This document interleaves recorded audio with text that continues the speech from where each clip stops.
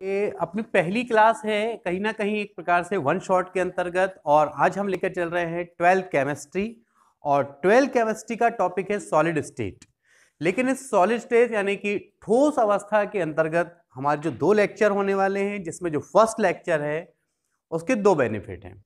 सबसे पहले तो रिसेंटली जो एग्जामिनेशन होने वाला है 12th का, और निश्चित रूप से वो ठोस अवस्था एक एक नंबर के 4 ऑब्जेक्टिव क्वेश्चन है।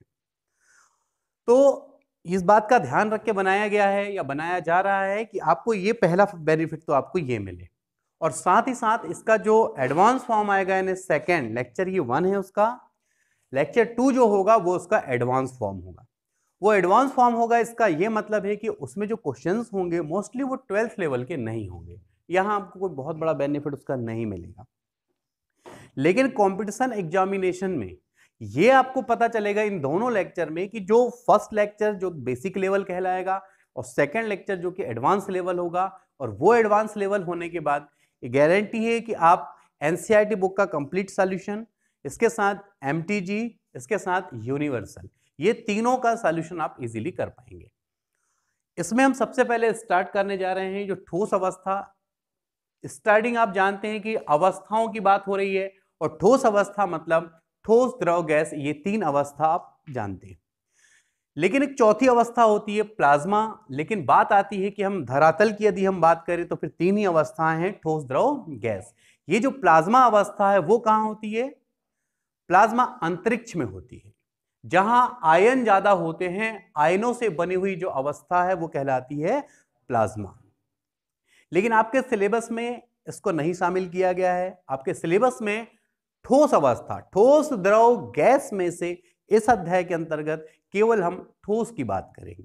और यदि हम ठोस की बात करेंगे तो यह बात बहुत अच्छे से जानते हैं आप, ठोस, द्रव और गैस, इनमें सबसे बड़ा जो डिफरेंस होता है वो इनके जो रचक अवयव होते हैं उनके बीच की दूरी का डिस्टेंस होता है। जब दूरी कम से कम होती है तब वो अवस्था कहलाती है ठोस, उससे कुछ ज्यादा होने पर द्रव और उससे भी कुछ ज्यादा होने पर गैस। अब जो टारगेट में शामिल है हमारा ठोस के बारे में पढ़ना है। ये तो कंफर्म है कि ठोस में रचक अवयव के बीच की दूरी कम होगी, आकर्षण ज्यादा होगा। लेकिन उसके बावजूद भी ठोसों में अंतर होता है। उन ठोसों में जो अंतर होता है वो डिपेंड करता है कि वो ठोस के रचक अवयव कौन हैं और उनके बीच में बंध कैसा है, उन बंध को तोड़ने के लिए ऊर्जा कितनी लगेगी। और इसी बात को लेकर आए हैं हम इस ठोस अवस्था में। तो ठोस अवस्था के अंतर्गत सबसे पहले तो 2 पार्ट बना देते हैं, एक क्रिस्टल और दूसरा होता है अक्रिस्टल। सबसे पहला पॉइंट क्रिस्टल और अक्रिस्टल। जब हम 4-5 नंबर का कोई क्वेश्चन लिखने जाते हैं और क्रिस्टल अक्रिस्टल में जब हम अंतर लिखते हैं, ये तो बहुत आसान होता है। क्वेश्चन टफ हो जाता है तब जब हम इस नॉर्मल क्वेश्चन को नॉर्मल लेते हैं और क्वेश्चन जब पूछता है वो खतरनाक पूछता है, रहता नहीं है, हमें उसकी शब्दावली क्लियर नहीं होती है, तो वो सबसे पहले क्लियर करेंगे हम। तो सबसे पहले देखते हैं कि जैसे क्रिस्टल है, आप नोट्स में देख पा रहे हैं बहुत से पॉइंट्स तो ऐसे बहुत ही इजी हैं। जैसे कि निश्चित व्यवस्था, मतलब क्रिस्टल ऐसे ठोस होते हैं जिनके रचक अवयव के बीच में एक निश्चित क्रम होगा, एक निश्चित व्यवस्था होगी जिसके आकार का आप कोई नाम दे सकते हो, और नाम देंगे ही देंगे। ये होते हैं दीर्घ परासी। अब दीर्घ परासी क्या है ये आपको कंफर्म होना चाहिए। दीर्घ परासी का बिल्कुल सिंपल सा मतलब है, कोई एक निश्चित संरचना है और वैसी संरचना मिल मिल के एक वृहत संरचना का निर्माण कर ले, तो हम कहते हैं उसके दीर्घ परासी, यानी जिसका रेंज ज्यादा हो। जैसे ईटा देखिए हो आपने, ईटा एक घनाभ के आकार का होता है। आप ईटे से मिला करके आप बड़े से बड़ी आकृति बना सकते हैं, और वो भी घनाभ के आकार की बना सकते हैं। यानी रिपीटेशन होता है इसमें, एक संरचना होगी और उसका रिपीटेशन होता है। जैसे घर बनाने के लिए ईंटों का रिपीटेशन होगा ना, एक ईंटा दूसरा पर हजारों ईंटें लगते तब जाके भवन बनता है। तो बिल्कुल क्रिस्टल में दीर्घ परासी जो शब्द आता है उसका मतलब आप ये मान के चलेंगे इसमें एक निश्चित इकाई होगी, सबसे छोटी इकाई जिसको एकक सेल के नाम से जानेंगे, और वो एकक सेल बार बार क्या होगा, रिपीट होगा, जिससे कि एक बड़ा क्रिस्टल बनेगा। शब्दों को समझे, फिर क्वेश्चन बताते हैं कैसे बनेंगे। इनके गलनांक क्या होंगे? गलनांक निश्चित होने की वजह क्या होगी? उनके निश्चित ज्यामितीय आकार का होना। निश्चित व्यवस्था है, इसका मतलब है कि रचक अवयवों के बीच की दूरी भी क्या होगी? निश्चित होगी। और दूरी निश्चित होगी मतलब बंध भी वहां पे निश्चित होगा। और बॉन्ड एनर्जी जब निश्चित होगी, इसका यह मतलब क्या हुआ?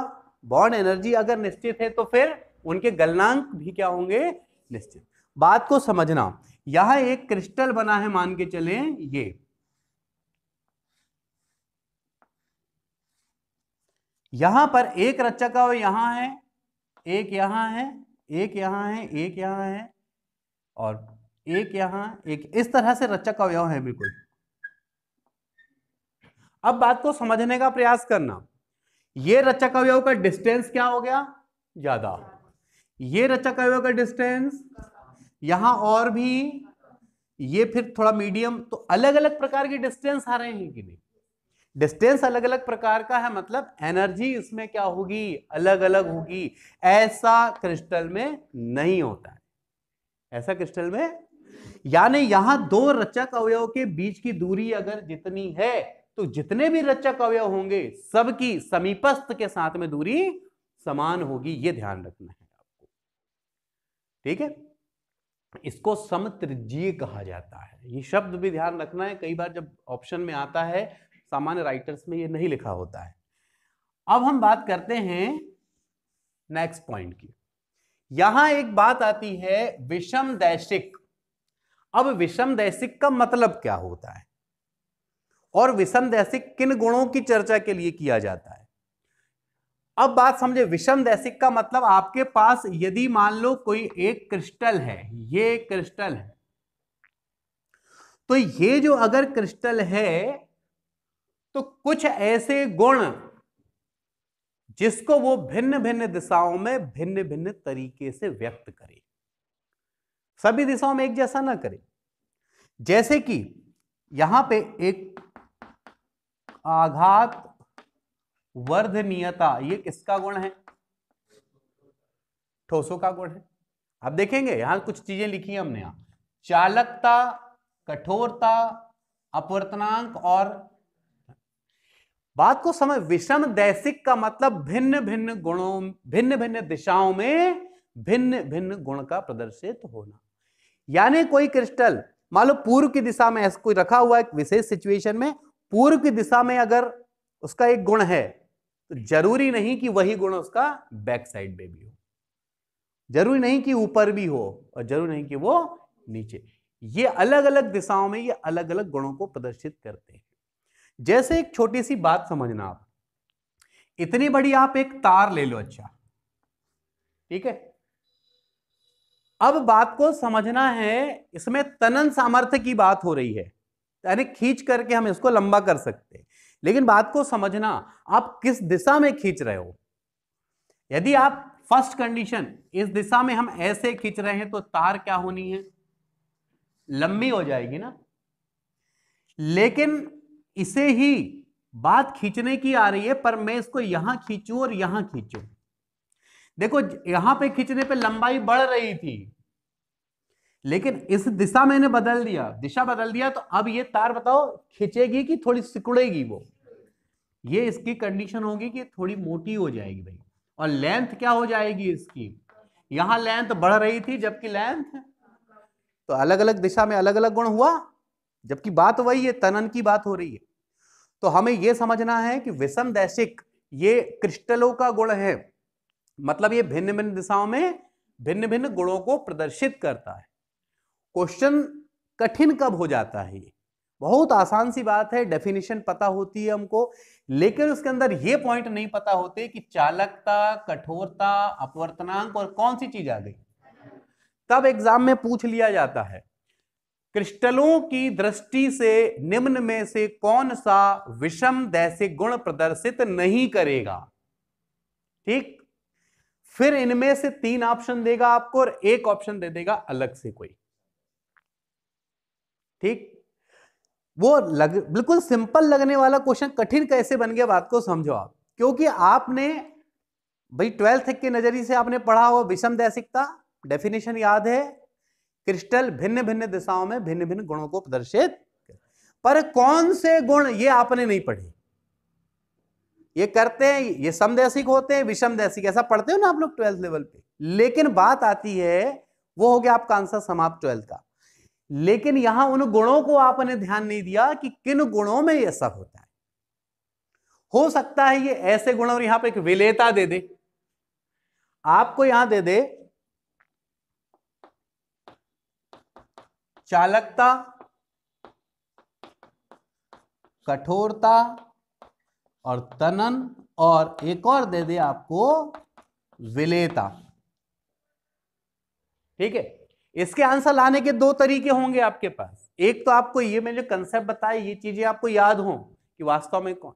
दूसरा, एक लॉजिक भी लगा सकते हैं, भाई हम जब क्रिस्टल की बात कर रहे हैं तो काय की विलेयता, फिर क्रिस्टल की बात कर रहे हैं तो काय की विलेयता, क्रिस्टल थोड़ी ना इजी घुलेगा। तो यहां आकर के हम यहां समझ जाते हैं कि उसका जो आंसर है वो क्या होगा, विलेयता। तो यहां पर कई बार जवाब ऐसा नहीं है कि आपने पढ़ के गए और वो जवाब आप टिक करोगे। आपको एक मानसिकता तैयार करना है अपने अंदर, ठोस अवस्था की स्टोरी तैयार करना है, उसकी बहुत सारी चीजों का समावेश हो आपके अंदर में, तब जाके आप उसको परफेक्ट बना सकते हैं। तो आपको एक कंसेप्ट तो ये हो कि विषम दशा में धोखा कहां होगा, नॉर्मल टॉपिक है पर धोखा कहां होगा, धोखा यहां होगा आपके साथ। ठीक है, ये जैसे कि अपवर्तनांक दिया है, अपवर्तनांक में कैसे इफेक्ट पड़ जाता होगा। अपवर्तनांक में इफेक्ट कब पड़ता है, खासकर हीरे की बात आप सोचो तो हीरे का पूर्ण आंतरिक परिवर्तन बहुत कम होता है, अपवर्तनांक भी बहुत कम है उसका, इसी वजह से तो वो चमकता भी है। अब देखें आप, ये क्यों होता है और किन में होता होगा, क्या सब में होता होगा ये, जिनमें अपवर्तनांक का गुण हो, और अपवर्तनांक गुण किसमें होगा, किसमें होगा, कांच के जैसे पदार्थ जो होंगे, कांच नहीं, कांच के जैसे जो ठोस होंगे, जैसे कि हीरा। अभी आगे चर्चा होगी उस पर। अगला पॉइंट आता है, यहां एक बात ध्यान रखें, अपवाद के रूप में ये आपका पॉइंट आप नोट रखें। मोस्टली जितने भी क्रिस्टल हैं वो विषम दैशिक गुण दर्शाते हैं, लेकिन जो एससीसी होता है ना, सिंपल क्यूबिक क्रिस्टल, सरल घनीय क्रिस्टल, ये इसका क्या है, अपवाद है। यानी क्रिस्टल होने के बावजूद ये क्रिस्टल के विषम दैशिकता के गुण को प्रदर्शित नहीं करता। इसके बाद ये कौन से ठोस हैं, वास्तविक ठोस कहते किसको हैं, जिनके गलनांक निश्चित होते हैं, वो कहलाते हैं वास्तविक ठोस। और जिनको तोड़ने पर अगर हम काटने का प्रयास करें तो टुकड़े टुकड़ों में ना बढ़ जाए, ऐसे भुरभुरा ना हो जाए, भंगुर नहीं होना चाहिए। इनका शीतलन वक्र जो है वो असतत होता है। अब यहां पॉइंट को देखें आप, शीतलन वक्र कैसा होता है, और बहुत नॉर्मल सा पॉइंट लग रहा है, लेकिन शीतलन वक्र से जब क्वेश्चन आते हैं, आपको 4 शीतलन वक्र डायग्राम बनिया दिया रहेगा, और आपको क्वेश्चन क्या रहेगा, निम्न में से कौन सा शीतलन वक्र क्रिस्टल को प्रदर्शित करता है, और 4 आपके पास में बने रहेंगे। अब उनमें से मैं 4 आपको थोड़ा मैं ड्रॉ करता हूं हल्का, क्योंकि ये ड्रॉ करना जरूरी है।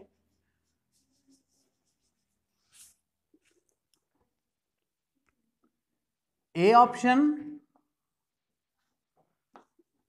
ये बी ऑप्शन, सी ऑप्शन, और ये डी ऑप्शन।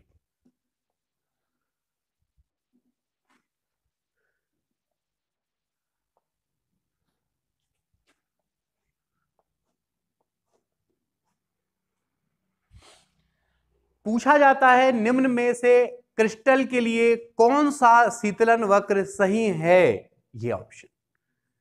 जब ये ऑप्शन आता है तो कई बार हमको समझ ही नहीं आता वो पूछ क्या रहा है, लेकिन जब सही तरीके से आप पढ़कर जाते हो और वो पॉइंट आपको याद होता है कि भाई इसका जो शीतलन वक्र असतत होता है।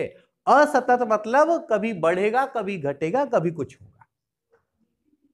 तो आपको देखने से समझ आ गया कि ऑप्शन कौन सा होना चाहिए हमारा, डी से। ये लगातार घट रहा है, ये भी लगातार घट रहा है, ये लगातार बढ़ रहा है। तो लगातार तो होता ही नहीं है। इसमें बात आती लगातार होता क्यों नहीं, उसकी कोई वजह भी होगी। फिर उनकी एक वजह है, यहां अलग अलग क्रिस्टलों के अलग अलग गलनांक हैं।